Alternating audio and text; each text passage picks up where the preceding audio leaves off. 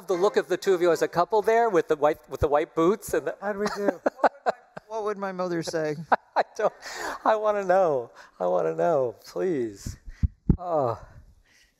And isn't it funny who's up here selling cannabis? Yeah. Oh, and we're going to get to that, Martha. That's correct. Let's correct that. Oh, yes. CBD. CBD, yes. Hemp. We want to clarify. I believe you said you were leaving the THC to your friend Snoop, Yeah, yes? he can do that, and Yeah. I'll do the CBD. Yeah. And the CBC.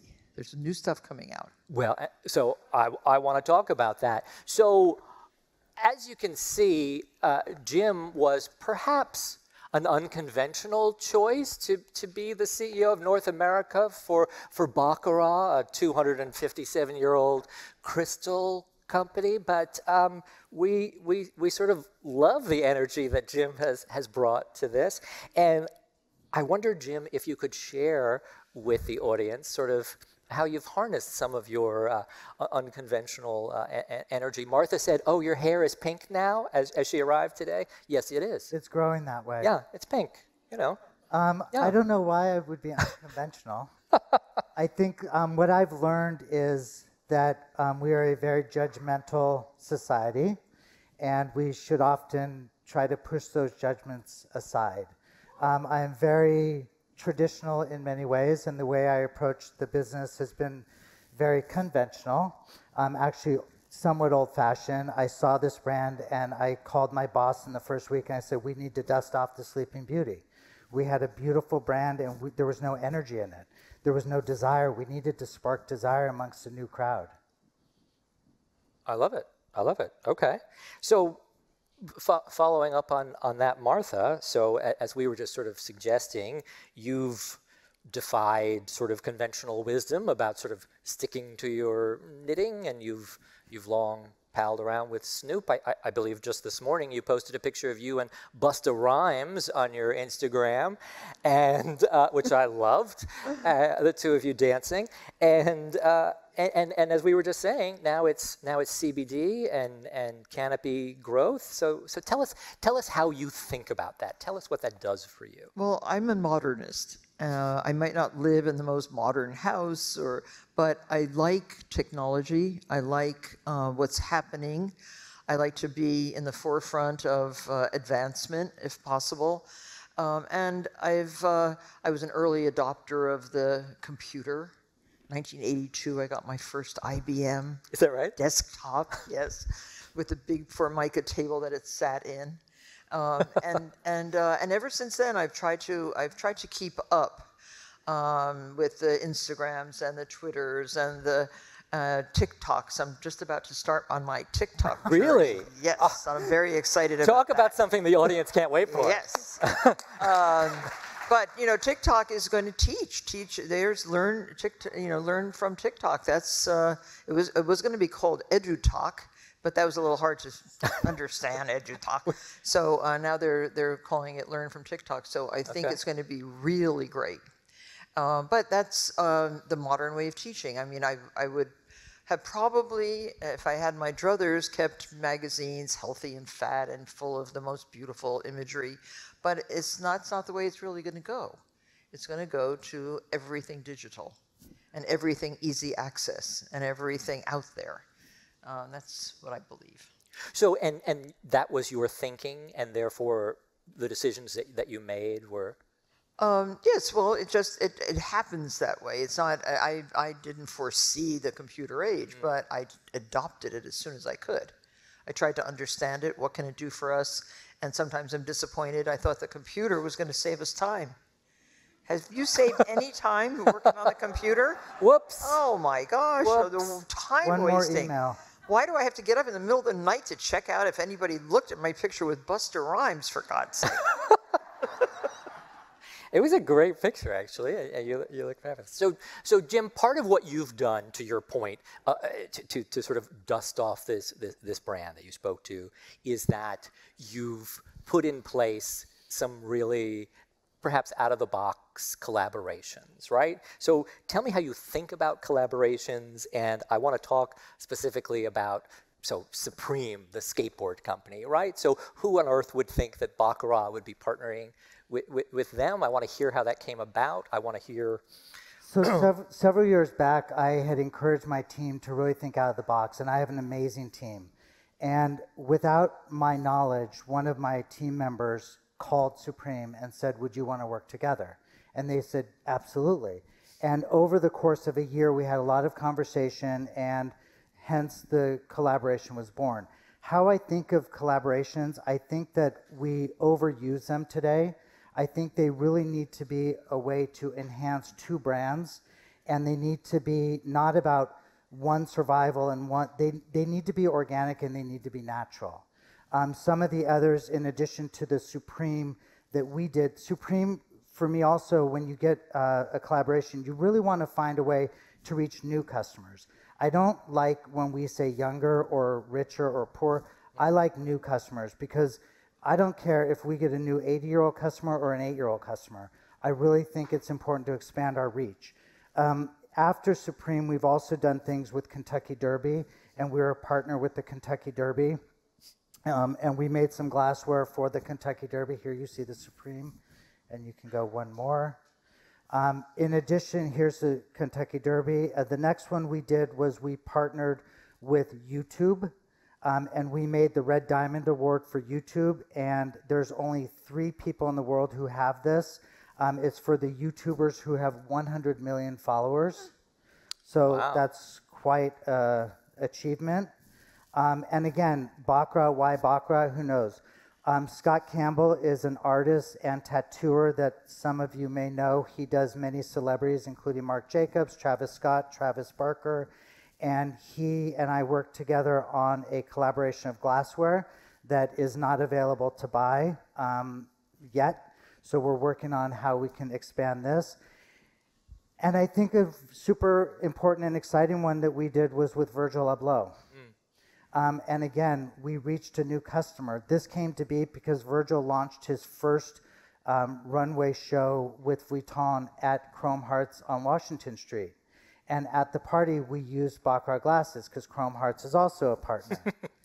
And he was so excited that he's like, let's do something together. And hence we have the Virgil collection that was born, and there's more coming on that as well. So Martha, how do you think about partnering with other companies, making product with other companies, putting your name on things? I mean, what's the thought process for you? Well, our Baccarat collaboration was just a fortunate happenstance, I think. I think that Jim found out that I had bought a house up in Maine with a huge collection of Baccarat Nancy pattern. I think I have every single Nancy glass. It's an old pattern. What year is that pattern from? I think in the 40s. Yeah, it's beautiful, but I had every single size glass, from the tiniest little cordials to the largest, tallest glass. And I really liked the glasses, but there was nothing for my Martha Ritas. And there was they were hardly big enough for the Martha Rita. For my Martha Teenies. And there was nothing for my, my wonderful bourbon sours in a big chunky glass with the apple cider from my trees. And so Jim and I got together, and magic happened, and happened rather quickly. So we want to show that beautiful glass? So yeah, the magic did happen very, very quickly. Because for an old company, this was French great. Also, yes, and we are not fast. And so we are launching the new Martha pattern. Look at that. Which is the first time in, I believe, my lifetime that we are naming a pattern after a person. It's not very traditional. Our patterns live for hundreds of years. Who's Nancy? Is that Nancy? Yeah, exactly. That was the name of the town, but town. It must have been named after a woman in the first place. So the Martha is inspired by Nancy, and what Martha and I talked about is the Nancy is very similar, but we wanted to sit with Nancy, so she's having a party in Maine, and this complements it. And by the way, there's a lot of our customers who have the Nancy pattern, and this will be a beautiful complement. So in October, we will be launching the Martha pattern with the Martha Rita and the Martha pitcher. I love the pitcher. I mean, right? Look at that. So Look at that. Look no further for your wedding presents. Every couple was going to want their Martha Rita glasses. And then you have the packaging, which we don't often co-brand. So it's quite an honor for me that we were able to execute this. We'll get in a little bit more about our relationship, but I think that, as a person, Martha has influenced many of us in very, very positive ways, and she's influenced this industry in so many ways that we can't list. And so for Baccarat to be partnering with the best is quite a tribute and quite an honor. Thank you. It's really great. Well, and Jim, I mean, I know for you personally, Martha had quite an impact on your thinking and your career. I mean, tell me a little bit about that. I don't want to embarrass Martha too much while she's sitting here. It's funny because many years ago, about 25 years ago, I started throwing dinner parties, and I bought my first Baccarat, and I started doing tablescapes, and I started having the Martha magazine, which inspired me. And it was like this person who was here was teaching us all these things about making normal extraordinary, taking a sock drawer and making it look amazing, taking your T-shirts and folding them in a way that was amazing, organizing the way she made food. It's like, oh yeah, I'm going to whip something up and voila, here's your creme brulee. Like, of course, don't we all do that on Tuesday night? But she made it easy, and for me, what it made me do was try things. And she encouraged me to be me, and she encouraged me to be creative, and she did not ever set boundaries. And by the way, I've not met Martha until 2 years ago, so I'm speaking of her like she's been part of my life for a long time, and she has. And it was such an amazing influence. I never knew there was a job in this industry. She did all the jobs, and to set a table, who did that? And now I'm doing this Baccarat gig, and it's amazing to be able to share and incorporate. I think the story also that Martha taught us was everyday. I think it was everyday living. And for me, it's about using our Baccarat every day. The days of grandma pulling it out for Easter, Passover, Hanukkah, and Christmas are over. And we all wear fancy clothes and fancy accessories every single day. And Martha taught us long ago to appreciate every day. And for me, the marriage also is an amazing natural step to use your Baccarat every day. So this is not for Easter. This is for Friday night margaritas, Martharitas. Tonight's margaritas. That's right. This is for our everyday Martharita. So. Exactly. Well, so Martha, I mean, much of the audience feels the same way that Jim does, the impact that you've had. For people that are trying to think about their own companies and what they've built, how have you been so successful in keeping the energy, the originality, the inspiration, the unexpected? I mean, we joke about the CBD collaboration, but it was wonderfully unexpected and people delighted in it. Well, just like I was almost restrained physically from going out to California one December to do the Justin Bieber roast. My company did not want me to go and do a Justin Bieber roast with a bunch of rappers. And Did that seem off-brand somehow? It seemed so off-brand to my company, and yet I got on the plane and went out there and had a really interesting time. I call growing your audience expand. It's really expanding your demographic. And that was after, 20 billion views so far of that roast. It does expand your demographic and enlarges your audience and brought in a whole new group of people and more opportunities. So I got to know all the rappers. I got to have a show with Snoop Dogg. We do a lot of commercials together. We're doing Puppy Bowl together. Can you imagine? I mean, Puppy Bowl. Right. And wait till you see Snooper Dog and Martha on Halloween. It's coming up soon. But We can't wait, it honestly. broadens the demographic, and it's fun. Why not have fun a little bit too in business, right? Well, and that's what it seems. Yeah. It seems like you are having so much It is fun fun, with but it. it's calculated fun Okay. because it makes money. Okay. And Okay. Okay. And it's So, and it gets people thinking. You know, it gets people thinking. Gosh, if Martha can be friends with Snoop. I told him the other day. I said, Snoop, in Maine, everybody. The only question I ever get now is, when is Snoop coming? And he said, Martha. He said, when I'm with my rapper friends in my studio, they all want to know, when's Martha coming? It's so queer, but fun, and it really does encourage people to think differently. well, so then tell me what it makes possible for you. So you talk about the financial side, you talk about the business side. Yes. Well, it opens doors that you might not have had open before. It also broadens people's ideas of how people live.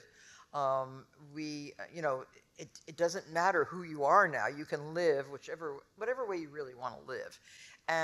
But we encourage good taste. We encourage thinking about, like you said, how to set a table, for heaven's sake, what to serve, how to cook, how to garden. I've done a show on Discovery recently, three seasons so far of Martha Knows Best. We have a lot of guests. Lots of them are famous movie stars who Kim Kardashian want to know how to grow a tomato plant. She's sitting in this incredible garden designed by Jacques Wertz's son, Peter Wertz, from Belgium. And she knows it's a Wertz garden, but I complimented her on her garden. All she wanted to do is know how to grow tomatoes. So, pretty good. Yeah. It's great. Talk about How'd they turn out? I don't know yet. They're probably still growing.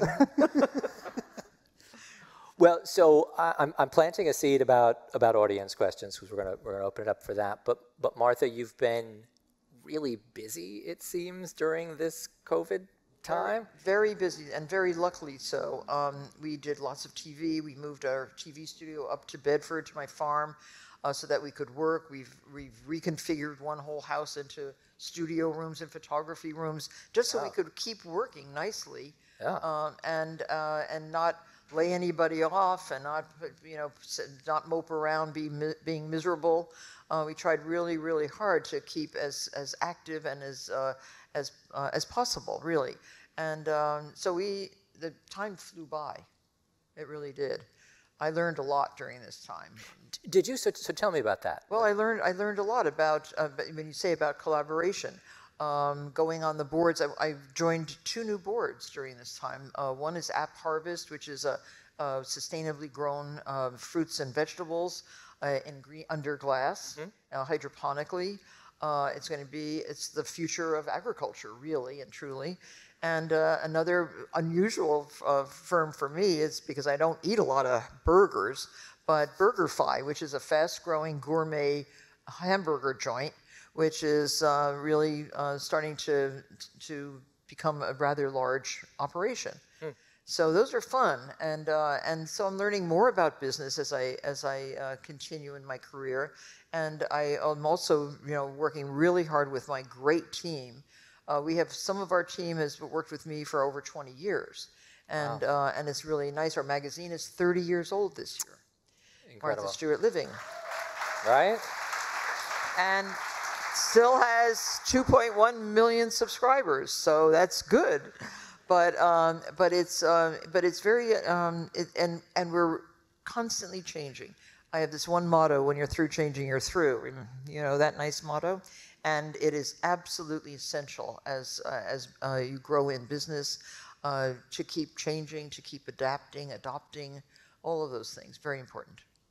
Well, you seem to sort of set the tone for that. We were showing people a slide just then of you standing outside of this, Look. right, of your white delivery truck with your Martha.com. That is a recycled U.S. mail truck. You can buy those for $625 from the post office. Yeah. Because they're not delivering mail so much in these little trucks, and it still works. I bought this truck 30 years ago, and it was our Martha by Mail truck. And now it's Martha.com truck because mail is not as important as the .com world for retail. Yeah. And you need mail, but you need FedExes too. So it's fun. And look at this fancy thing. I was can we talk? I mean, I know we have to open it up for questions, but I mean that image. Jim? Can you just quickly share with people what that is and that collaboration, because it is really this fun. is another partnership that we did with Lady M Cakes, and this is the world's first luxury cake truck.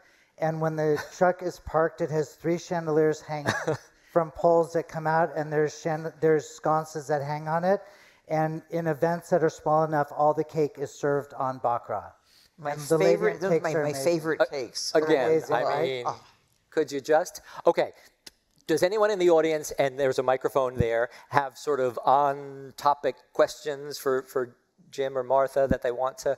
Yes? Hi. Hi. So I'm taking questions from the virtual attendees. Ooh. So I have 2. Okay.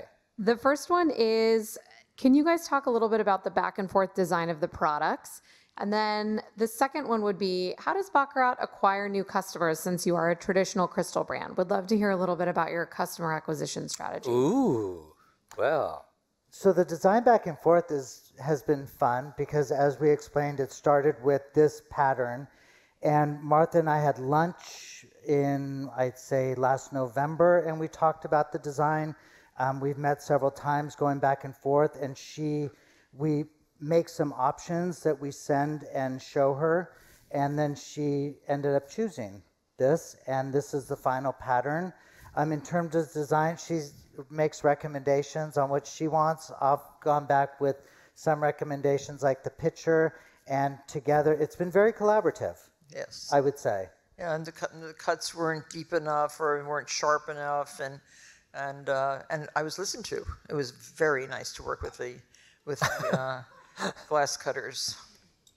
Yeah, it's pretty amazing. How do we gain new customers? I think, like most businesses, we try and expand our reach. I like the phrase expand our demographics. I think doing events that are different and not expected. One of the things Dennis asked a question about innovation and newness, and I think that we live in somewhat of a, there's an irony about what we call disruptors or pioneers, and for me it should be normal to think different. We make it something like abnormal, but for me we always have to think differently about how we're going to gain new customers and where we're going to look. And we have more things coming that are pretty unique, I would say. I'm a crazy person. If you ask anyone on my team, I do not sit still, and I think that's a trait Martha and I share. This woman has more energy than most people around me, and we're always moving. So you have to keep your brain going. And your marketing department is amazing. Amazing. As is mine. We work really, really hard with our marketing and to get the word out. Get the word out and promote, and you can build a very good audience that way. Okay, another question. Yes. Hi, Jim. Hi, Gala. How are you? Good. How are you? Hi, Martha. I think what is so fantastic about the two of you is that you guys are 100% authentic. And these moves, like hearing you, Martha, talk about CBD is just like, or that you're with Busta Rhymes is like mind-blowing to me. And it means that you're truly authentic, which is something that I feel like lacks in our industry. And when did the two of you in your career, in your spiritual evolution, just ever stop giving a fuck and saying, this is who I'm going to be? Because I think that's what truly makes you guys so successful. Wow. Have you given up fucks? My. All right, well. Well, I think Gala knows me, and I mean, this is me. I'm only one person. I only know how to be one person, and I think my career has been a slower track because I'm honest. And I think we have to be honest with our bosses, our companies, and there's a tactful way to share opinions and to be honest. But for me, if we just do the politically correct, we don't evolve. We have to really keep an open mind. We have to think differently. We have to meet new people all the time. So. Yep, I feel the same way. Very, very important. Authenticity is one of the adjectives I like the best. And to keep that you do have to fight for it sometimes, and you really do have to stand your ground. And it may work and it may not work, but basically it makes you feel good. Do you ever get your core audience reacting in an unexpected way to some of the things you do? Well, if I let myself read the comments on my Instagram, some of them are pretty harsh. And it's funny, people think that it's not my Instagram, Martha Stewart 48, that's different than Martha Stewart. Right. Is not authentic sometimes. Who's writing, or are you drinking, or if I make a misspelling or something in the car at night. But so what? Don't read all the comments if they bother you. They don't bother me anymore. Good. I'm not worried about stuff like that. Okay, another question. Hi, Jim and Martha. First thing, Jim, could you make that stem a little wider so we can use it as a pendant light? Hey, that's a great idea. I can definitely see that as a pendant light. And secondly, Martha, you've done everything under the sun, and your collaborations have been beyond. And you're looking pretty hot these days. I think your next collabo should maybe be The Bachelorette. Oh no, please. Oh my. I tried Match.com. That wasn't so good. The algorithms aren't correct. They didn't go your way? They didn't go your way? Yes. I had a question for both of you. What helps you overcome resistance, perhaps, in an unorthodox collaboration? Yeah. Who wants to? That's good for you. Yeah. I work for a traditional French company. So you can imagine that I cause them angst. Just as you see, right? You can imagine. And I really fight for what I think is right. I fight for what I think is an evolution of the brand. I think that, again, I once read that Steve Jobs said when he developed the iPod, we didn't know we needed an iPod. So if you go and no one developed an iPod, we'd never have an iPhone. And if we only do what the analysts are saying customers want from you, you're never going to grow. Martha would never be in CBD or have TV shows with Snoop Dogg if we only did the box that we're supposed to be, that people expect us to play in. Correct. Yeah. Yes. Hi. So I love the optics, Martha, of collabs with Busta and Snoop and all of that. But you said that part of the reason for that is to have people think differently, encourage them to think differently. And I want to understand kind of who is it that you want to think differently about what? Like, what change are you looking to affect? Well, I'm not personally going to affect a giant change. Yeah. It's been happening for a while now in this country. Yeah. Starting with the Me Too, then the Black Lives Matter. This has all been happening in the last 5 years that really makes a huge difference in the way that we live, the way we think, the way we behave, and that I can fit in any little way to help these movements in a positive way is important to me. It's very hard for someone who has a magazine that is an egalitarian magazine. It's for everyone. I cannot say too much in that magazine one way or the other, politically or socially, without losing half my audience. I mean, you just can't. I mean, that's the way the United States has become, even more so in the last 5 years, 7 years. So it's a gentle nudging that I can do, but privately I can be as outspoken as I want. Yeah. Come to dinner with me some night. I'll be there. Hang out in the green room with her sometimes. It's a good time. Yes. Hi, Jim. Hi, Martha. I'm so excited you're both here. I'm like sweating. My question is, as someone who has admired your career for a very long time, I've sort of seen the way that you were able to both develop a brand with your multi-hyphenate talents and your work ethic, but also as a person and a celebrity. What advice would you have for a young person aspiring to both sort of build the brand of who they are for future collaborations versus the actual content of what we as interior designers do? Because that's something that I know I personally struggle with, is how much do I put myself in the forefront versus my work and kind of stand behind the quality of my work. Is that for Jim or for me? More for you, but I'd actually love to hear both of you because Jim, I almost bought those boots, and I hope we don't wear the same. They'll run out. They're hard to find now. Well, again, getting back to the authentic, if you're developing a personal style in your interior design business that is unique to you and very desirable to your customers, that's what you're aiming for.